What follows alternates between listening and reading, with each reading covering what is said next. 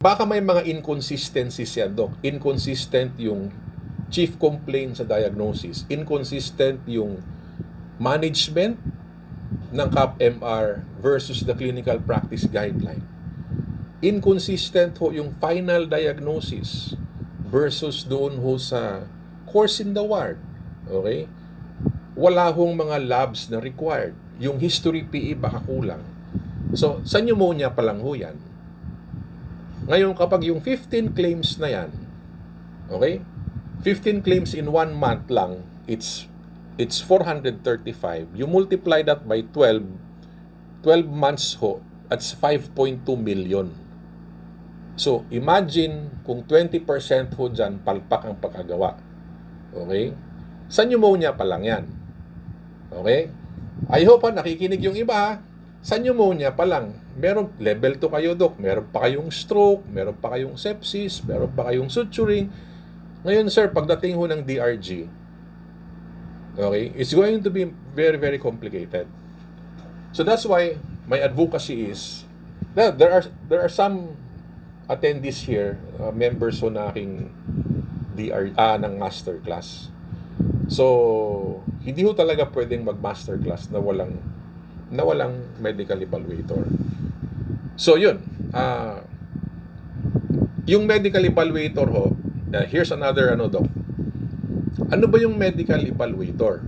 Pwede ba nurse? Sa experience ko, nag-nurse ako dati, ginulpi. Ginulpi ng mga residents.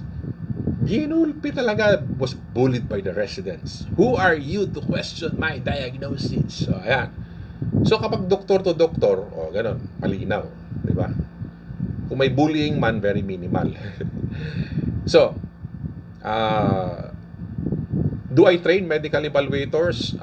I usually train them if the hospital avails for a master class. Now, is it okay to have a medical evaluator that is not trained? Pwede naman ho. Okay? True. Alin ho yung true? Binubuli nila yung nurse. Okay. Medical, okay. Oh, sir, mas malaki. Mas malaki yung pasweldo. No, yung medical director ho, ito, Doc, since na-open up nyo. Yung medical evaluator ko, I usually connect them, or her, or he, sa medical director. Kasi kapag binuli ni consultant, yung Doc, yung med-eval, napakasimple lang. Susumbong lang ni med-eval sa medical director. Diba? Ganun na yung buhay. Kasi binubuli ho talaga, sir. Okay. Asan na ako? The question, pwede bang mag-med-eval na hindi ko na-train? Pwede naman. Hindi naman bawal. But here's the problem. Okay? Yung training ho ng medical evaluator ko is based on the compensability rules. So, yung clinician ho, yung doktor, mag-evaluate ng claim, pwede. However, ang assessment niya dyan is clinical. Wala masyadong PhilHealth. Pag tinuruan ko ho yung hospital med-eval, kasi pag nagturo ko ako, hindi ko yan med-eval lang. Kasama pa ho yung ibang mga members ng hospital so that they get to have an idea sa konsepto. So when I trained a med-eval for a hospital, number one, the clinical is not a problem anymore. Number two, I focus on the clinical compensability rules ni PhilHealth. Okay? That is a totally different approach. Okay?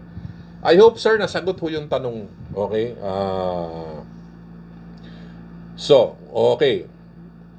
Pwede naman, sir. Okay? Do we have other questions? Thank you po sa mga tanong.